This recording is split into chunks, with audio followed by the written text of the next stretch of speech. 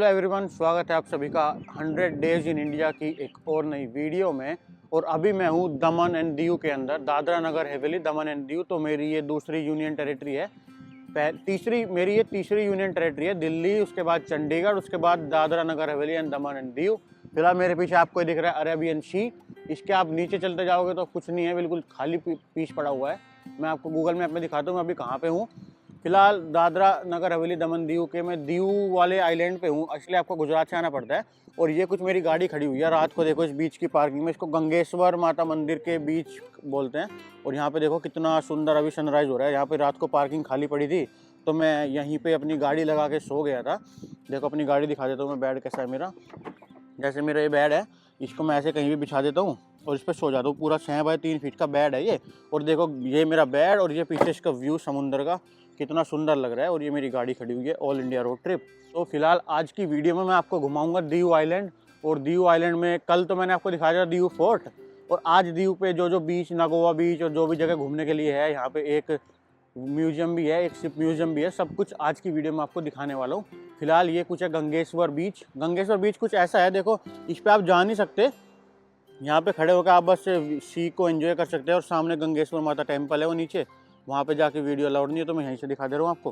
फिलहाल ऐसी कुछ है ये दीव बीच की, गंगेश्वर बीच की पार्किंग, जहाँ पे मैं रात को सो गया था। तो शुरू करते हैं आज की वीडियो और चलते हैं दीव घूमने के लिए। तो ये देखो गाड़ी में मैंने सारा सामान सेटअप कर दिया है। अपना सारा सामान पीछे रख के गाड़ी आगे से दोनों सीट कामयाब कर दी है। अब बैठ के यहाँ से चलते हैं आगे। और देखो दीव के ना ये कुछ ऐसी गली से निकल के जा रहा हूँ मैं। यहाँ के घर देखो कैसे कैसे बने हुए हैं, सारे पोर्तुगीज आर्किटेक्चर है। कुछ तो अभी नए डिज़ाइन से बनने लगे, लेकिन पुराने आपको जो घर दिखेंगे ना, सारे पोर्तुगीज आर्किटेक्चर से बने हुए मिलेंगे। देखो सामने जो भी जिसका भी छज्जा ऊपर से तिरछा है वो सारे पोर्तुगीज आर्किटेक्चर वाले। ये वाला भी पोर्तुगीज घर है, देखो है इस तरह से बनते थे पहले घर। तो ऐसी कुछ गली से होते हुए जा रहा हूँ मैं नागोवा बीच की तरफ।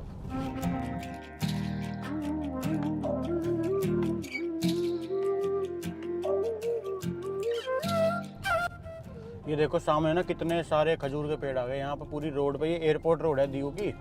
और फिलहाल इस एयरपोर्ट रोड पे पूरे सारे खजूर के पेड़ है। देखो कितने सारे, क्योंकि समुद्र किनारे पे नारियल के, खजूर के यही पेड़ मिलते हैं। कहीं नारियल है कहीं खजूर है, तो ये पेड़ लगे हुए हैं। और पूरी रोड ऐसी है, देखो ये एयरपोर्ट रोड बोलते हैं इसको।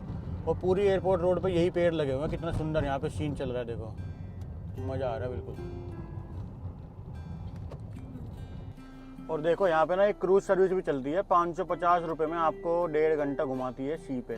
द फ्लोटेल लोटस, आप इस नंबर पे कॉल करके बुक भी कर सकते हैं इसको। और ये देखो मेरे सामने आ गया दीव का एयरपोर्ट। एक ही रोड पे है पूरा दीव, मतलब ज़्यादा बड़ा नहीं है। यहाँ सामने देखो, अगर आप दीव फ्लाइट लेके आते हैं तो आप यहीं निकलेंगे दीव एयरपोर्ट पे।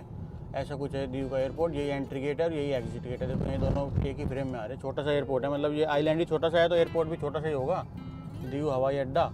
तो फिलहाल यहाँ से आगे निकल के आ जाएगा बीच, जहाँ मैं पिछली बार। और देखो यहाँ पे ना बीच के आसपास काफ़ी सारे वो बने हुए हैं नहाने के लिए, रेस्टोरेंट, खाने पीने के सब कुछ बना हुआ है इस बीच के आसपास। तो यहीं कहीं पार्किंग पे लगाते हैं गाड़ी, फिर खाते पीते हैं, नहाते धोते हैं, यहीं पे सब कुछ काम करके फिर निकलेंगे दीव को आगे घूमने के लिए। देखो मैं नागोवा बीच पहुँच चुका हूँ। क्या मस्त व्यू आ रहा है। सनराइज अभी भी हुआ है ना, तो सामने सूरज दिख रहा है। और ऐसा कुछ ये बीच है, देखो यहाँ पे आप नहा भी सकते हैं, यहाँ पे आप ATV राइड भी कर सकते हैं, यहाँ पे आप जेट स्की भी कर सकते हैं, सब कुछ है यहाँ पे। और इधर पीछे खाने पीने की दुकानें भी बनी हुई है। काफ़ी साफ़ सुथरा बीच है ये। अब देखते हैं इधर चक्कर मार के आते हैं क्या क्या मिल रहा है। नाव भी है, जेट स्की भी है और ATV भी है, सब कुछ है यहाँ पे। देखो यहाँ पे जेट स्की भी है, बोट भी है, सब कुछ है। और जेट स्की को पानी में उतारने के लिए पहिया पे लेकर आते हैं और पानी में उतार देते हैं उसको। और बीच के बाहर देखो दुकानें लगी हुई है लाइन से, सड़कों पे जगह जगह बहुत सारी दुकानें हैं, खाने पीने की, बियर की, दारू की, हर चीज़ की दुकानें हैं यहाँ पे। दोस्तों ये देखो नागोवा बीच पे ना, मैं उधर उस साइड बहुत ज़्यादा भीड़ हो रही थी जहाँ पे मैं था पहले, जेट स्की वगैरह चल रही है ना, उस साइड बहुत भीड़ हो रही थी। तो मैं चल के इधर आ गया जहाँ पे खाली बीच पड़ा हुआ है। तो आज का अपना नहाना धोना भी नागोवा बीच पे यहीं पे होगा। तो फिलहाल यहीं पे मैं अपना बैग लेके आ गया। इसके अंदर मेरा सारा सामान है नहाने का, धोने का। तो फिलहाल यहीं कहीं पे खाली जगह पे बैग रख के और समुद्र में नहा के आते हैं। क्या मस्त व्यू आ रहा है देखो। तो अभी बैग मेरा यहीं पर रख गया, यहीं पर कपड़े निकाल के बीच में नहा के तब आते हैं। तो मैं समुद्र में आया तो नहाने के लिए, लेकिन इसका पानी ना इतना गंदा है, देखो मेरा नहाने का मन नहीं कर रहा। जब ये लहर बन के आती है ना, देखो अब लहर बन के आएगी, इसमें देखो कितनी मिट्टी आएगी, सारी मिट्टी भर जाएगी मेरे बालों में। देखिए कितनी काली काली मिट्टी है, देखो ये बिल्कुल गंदा पानी है मेरा, इसमें नहाने का मन नहीं कर रहा। कभी कभी इसमें काई आ जाती है और ज़्यादा दूर जाके नहाऊंगा तो मेरे से तैरना नहीं आता। तो इसलिए फ़िलहाल मैं यहीं पैरों तक, जहाँ तक घुटनों तक पानी आ रहा है, यहीं तक घूम रहा हूँ इसमें। आधे घंटे हो गए, इसका ऐसे लहर आती है, पूरा मज़ा आता है, अपना भीग जाते हैं। ऐसे बीच पे खड़ा हूँ, तो फिलहाल ऐसे थोड़ी देर अपना बीच का एंजॉय करते हैं और फिर चलेंगे बाथरूम में नहाने, क्योंकि यहाँ पे बाथरूम भी बने हुए हैं। अब पहले समुद्र में नहाओ, फिर साफ़ पानी में जाके नहा लो, तो मैं डायरेक्ट साफ़ पानी में नहा लूँगा। समुद्र के गंदे पानी में मैं नहाना नहीं चाह रहा। देखो कितना गंदा, कितनी मिट्टी आ रही है इसमें, झाग उठ रहे हैं, काई भी आ रही है। देखो कितना गंदे पानी में नहा के तो बेकार ही है मामला। ये देखो, और देखो जब ये पानी वापस जाता है ना, तो ये मिट्टी मेरे पैरों के नीचे से खिसक जाती है और गड्ढा हो जाता है। देखो सारी मिट्टी खिसक गई और मेरे पैर के नीचे गड्ढा हो गया। देखो ऐसे खिसक जाती है मिट्टी, और आप पानी में बह भी सकते हो अगर आप सेफ्टी नहीं रखोगे तो। अब ना ये वाटर स्पोर्ट्स पे चलते रहते हैं, इसके पीछे आदमी बांध के उड़ा रखा है पूरा। और इसको ये भी कर सकते हैं, जेट स्की भी कर सकते हैं, मोटर बाइक भी कर सकते हैं, बोट राइड भी कर सकते हैं, सब कुछ है यहाँ पे। देखो दोस्तों, बीच में इतना टाइम स्पेंड करने के बाद अब 11:30 बज गया। मैं जा रहा हूँ नहाने के लिए बाथरूम में, क्योंकि यहाँ पे गंदा पानी है। वैसे तो मैं पानी में खड़ा रहा था पौना घंटा, पर अभी गंदा पानी है, तो अभी साफ़ पानी में जाके नहा धो के फिर कुछ खाना पीना खाएंगे। यहीं बीच के किनारे पे ना बहुत सारे रेस्टोरेंट हैं, तो पहले चलते नहा धो के आते हैं। मैं क्राउड वाले बीच पे आ गया। यहाँ पे कितना क्राउड है, अभी धूप का टाइम हो रहा है ना, तो सब यहीं पे नहा रहे हैं। मैं थोड़ा सा दूर जाके बैठ के आया 1 घंटा। यहाँ पे तो बहुत ज़्यादा भीड़ है। देखो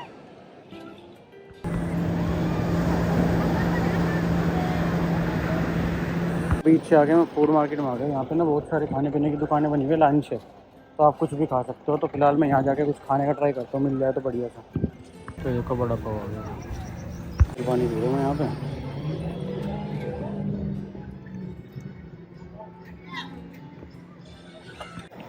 तो नारियल पानी खा के उसकी मलाई भी निकलवा ली, अब मलाई पहन लेंगे।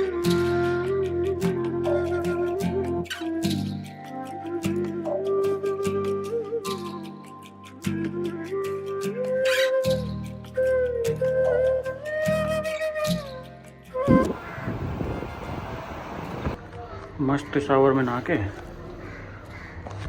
फ्रेश।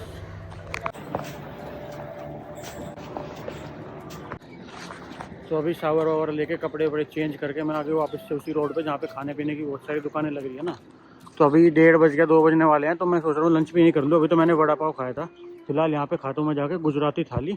100 रुपये की मिल रही है फिक्स थाली।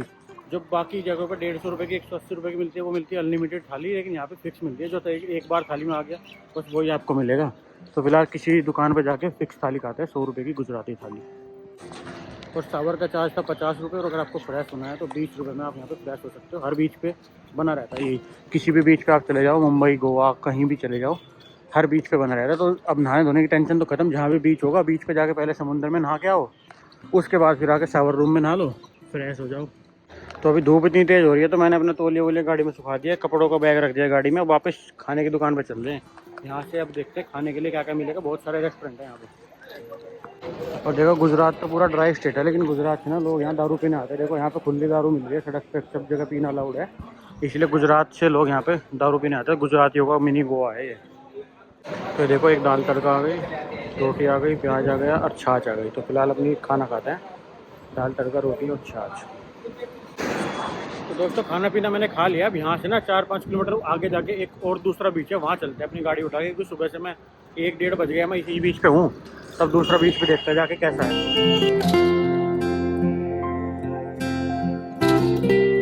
देखो यहाँ से 6 किलोमीटर दूर है वो बीच, तो चलते हैं। उसका नाम है DDH बीच।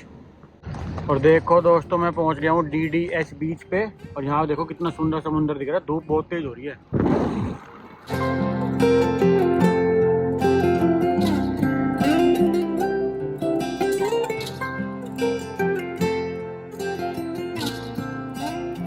तो कुछ भी नहीं है, बस ओपन बीच है, गाड़ी भी खड़ी करने की पार्किंग नहीं है, बस ये सिंपल से छोटा सा बीच है ये।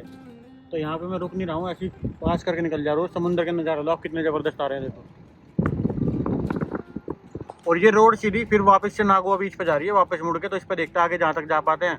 थोड़ी सी बीच के किनारे पे सैर कर लेते हैं और उसके बाद फिर वापस चलेंगे।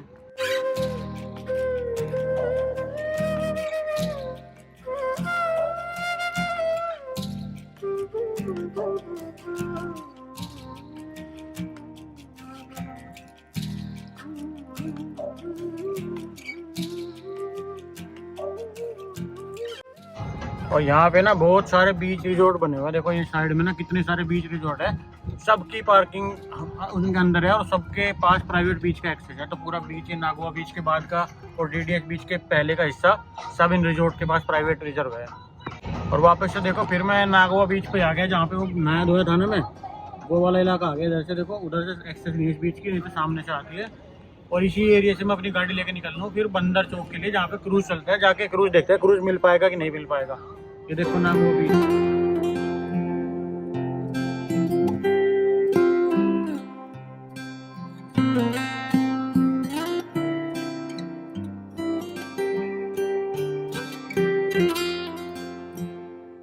तो देखो दोस्तों, मैं ना बंदर चौक पे आ चुका हूँ जहाँ पे बहुत सारे शिप खड़े हैं। मैंने कल भी आपको दिखाया था। यहीं से अपना क्रूज शिप भी मिलेगा। यहाँ पे कहीं पे गाड़ी पार्किंग पे लगा के और फिर देखते हैं क्रूज शिप का टिकट कहाँ से मिलता है। तो फिलहाल देखो बंदर चौक है और ये खड़ा सामने क्रूज, इस पे जाना है। तो यहीं पे ना अभी एक INS खुखरी का म्यूजियम है। यहाँ पे जो INS खुखरी पहले चलता था उसको रिटायर करके यहाँ पे उसका म्यूजियम बना दिया गया है। तो फिलहाल इसका 100 रुपये का टिकट है। INS खुखरी का टिकट लेता है। यहीं पर मैंने अपनी गाड़ी खड़ी कर दी, देखो ये INS खुखरी और ये मेरी गाड़ी। तो टिकट लेता है। इस खुखरी म्यूजियम के अंदर चल के दिखाता हूँ आपको कि INS खुखरी का म्यूजियम। ये देखो 100 रुपये का इसका एंट्री टिकट है, खुखरी वेसल। तो यहाँ पे देखो मैंने अपना 100 रुपये का टिकट कटवा के इसके अंदर एंट्री ले ली है। This is the INS Khukri. Best ship 2020-21 में था। अब इसको रिटायर करके ना यहाँ पे म्यूजियम बना दिया गया इसका। तो इसका नाम है खुखरी म्यूजियम। तो फिलहाल म्यूजियम के अंदर एंट्री ले रहा हूँ मैं। अभी 1:30-2 बज गए दिन के। तो अभी अंदर जाके देखते हैं क्या क्या मिलेगा इस म्यूजियम के अंदर। पहली बार किसी शिप में, वॉर शिप में जा रहा हूँ मैं। यहाँ पे कुछ है।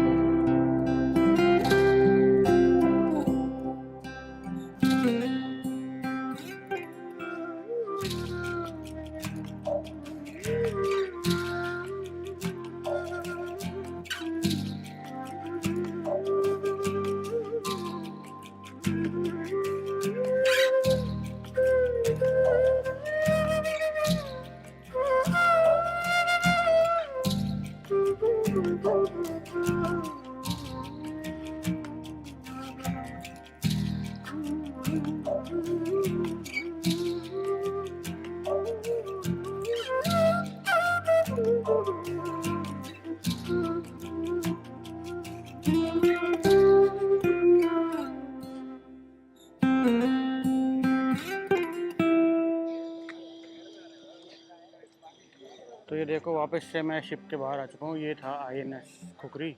अब इसके बारे में डिटेल्स बताता हूँ आपको। 1971 की वॉर हुई ना, तो ये इंडिया की तरफ से कराची में वॉर लड़ रहा था।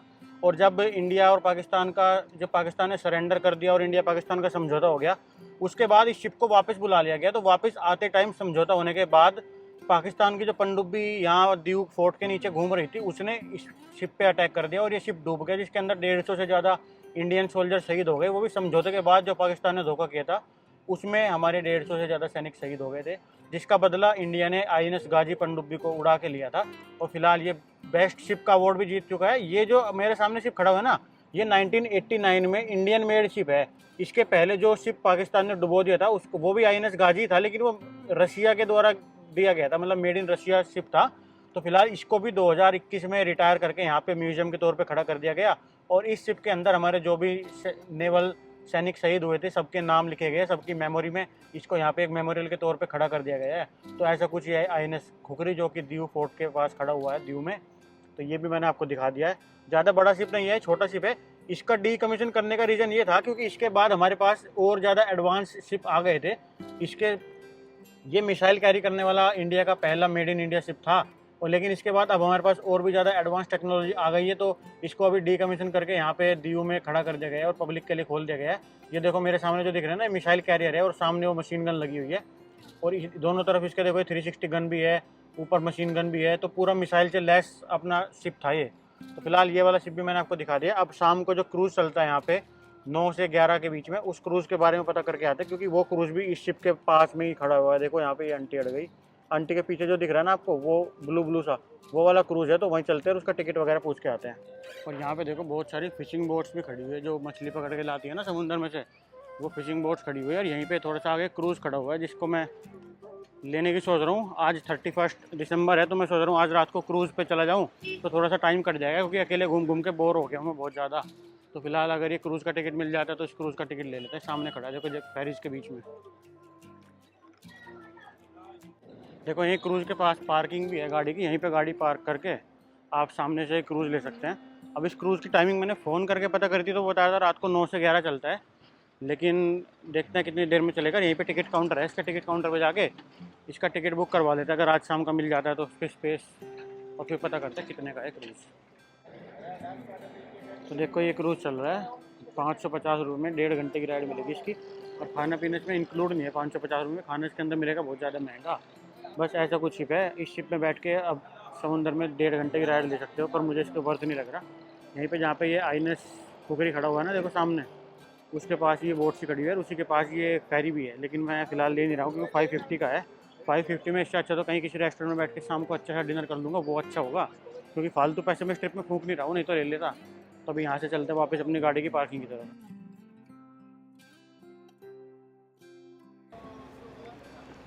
तो मुझे ना अभी एक दुकान पे से मैंने थोड़ा सा सामान ले लिया, आधे लीटर के 4 पैकेट दूध के ले लिए, क्योंकि दूध में बहुत दिन से पी नहीं रहा था। मेरे पास 1 लीटर वाले पैकेट थे, तो वो खोलने में ये होता था या तो पूरा पी लो या फिर छोड़ना पड़ता है। तो आधे लीटर वाले ले लिए मैंने, और 2 लीटर की पानी की बोतल और कुछ चिप्स ले लिए। अब फ़िलहाल चलते हैं अपनी पार्किंग में पूरा सामान लेके, क्योंकि पानी भी मेरे पास ख़त्म हो गया था आरओ का भरा हुआ, तो मैंने आरओ के 2 लीटर ले ली बोतल। तो ये देखो ट्रैवल के टाइम पे ना मैं अमूल ताज़ा का दूध पीता हूँ, क्योंकि मेरे पास ना फ्रिज नहीं है, तो वैसा वाला दूध फट जाता है, तो ये ख़राब नहीं होता। और ये 38 रुपये का 1 लीटर आता है, देखो आधा लीटर 38 रुपये का, तो 70-72 रुपये का 1 लीटर दूध आ जाता है। और फिलहाल पर ये इसको कितने दिन तक रखे रखो ख़राब नहीं होता, जब खोल देते तो इमीडिएटली पीना पड़ता है 1 दिन में, तो इसलिए अच्छा है मेरे पास। मैं बहुत सारे पैकेट लिया है इसके, अब काम आ जाएंगे। तो फिलहाल बाकी चिप्स विप्स ले आया हूँ, अब चलते हैं यहाँ से बाहर। ये देखो मैं वापस से दीव फोर्ट पे आ गया हूँ। यहाँ से निकलते हुए मैं गंगेश्वर महादेव जा रहा हूँ, क्योंकि दीव फोर्ट मैंने आपको कल घुमा दिया था। यहाँ पे घूमने के लिए कुछ खास है नहीं, बस ये दीव का फोर्ट ही है, और इसके फोर्ट के पास से होके आगे गंगेश्वर महादेव का बीच है, जहाँ पे मैंने कल रात को गाड़ी लगाई थी, वहीं पे चलते हैं आज की रात भी फिर से। और देखो यहाँ पे ना चर्च भी है एक दीव का, इसके अंदर भी मैं गया नहीं, क्योंकि इसके अंदर ना अभी रिनोवेशन का काम चल रहा है। लोग बाहर से इसको घूम के आ रहे हैं, अंदर जाने नहीं दे रहे, तो अंदर रिनोवेशन का काम चल रहा है, तो इसलिए मैं बार से दिखा रहा हूँ कि दीव का चर्च है।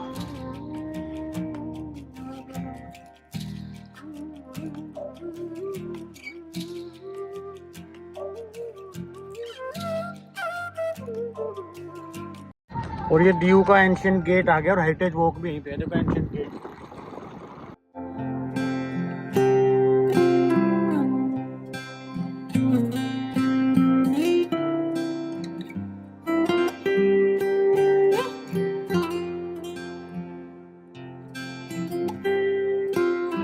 और देखो यहाँ पे ना दीव, वो पहले तो जो मैंने अभी आपको दिखाया हुआ तो आईएनएस खुखरी खड़ा हुआ है, असली का जहाज, और यहाँ पे आईएनएस खुखरी का म्यूजियम बना हुआ है। मतलब जब तक वो जहाज रिटायर नहीं होता उसके पहले यहाँ पे वो म्यूजियम था, लोग उसी म्यूजियम को विजिट कर पाते थे, जो ये खड़ा हुआ सामने। लेकिन अभी ना जब से वो जहाज रिटायर हो गया, जहाज खड़ा कर दिया यहाँ पे, तो फिलहाल ये खुखरी का म्यूजियम है। और ये देखो मेरे सामने ना अम्ब्रेला रॉक है, ये जो रॉक दिख रही है आपको, इसका नाम है अम्ब्रेला रॉक। तो ये अम्ब्रेला रॉक के नाम से बहुत फेमस है। पहले तो ये बड़ी थी, अब टूट गई, मुझे ऐसा लग रहा है। ये अम्ब्रेला के जैसी दिखती है साइड में जो रॉक जा रही है, तो इसीलिए इसका नाम अम्ब्रेला रॉक पड़ गया। तो देखो वापस से ना रात के टाइम, सनसेट के टाइम पे मैं गंगेश्वर महादेव के टेंपल पे आ गया, और यहीं पार्किंग में मैंने अपनी गाड़ी लगा दी है रात को सोने के लिए। फिलहाल सनसेट का एंजॉय करते हैं, आगे टेंपल पे जाके थोड़ी देर वहीं बैठते हैं, सनसेट के बाद फिर आके गाड़ी में सो जाएंगे।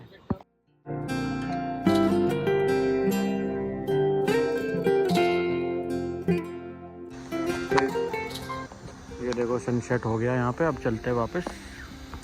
तो दोस्तों फाइनली रात हो गई है और मैं अपनी गाड़ी में आ गया हूँ। और देखो फिलहाल ना मैं ये दूध के पैकेट ले लेते, आज की रात को ये दूध पी लूँगा मैं। और फिलहाल ऐसे मैं कुछ अपनी गाड़ी में बैठ के यहाँ पे एडिटिंग कर रहा हूँ। ये मेरे को लैपटॉप रखा है, पानी की बोतल रखी है, और सामने देखो कितना सुंदर समुद्र का व्यू आ रहा है। अभी रात हो गई, दिख नहीं रहा है, सुबह दिखाऊंगा आपको क्या मस्त व्यू आ रहा है। तो फिलहाल आज की वीडियो को यहीं तक रखते हैं। अगर आपको ये वीडियो अच्छी लगी, इस वीडियो को लाइक करें और मेरे चैनल को सब्सक्राइब करें ऐसी और वीडियोस देखने के लिए। Thank you so much for watching, have a nice day, bye bye. और 100 डेज इन इंडिया की रोज़ नई वीडियो देखने के लिए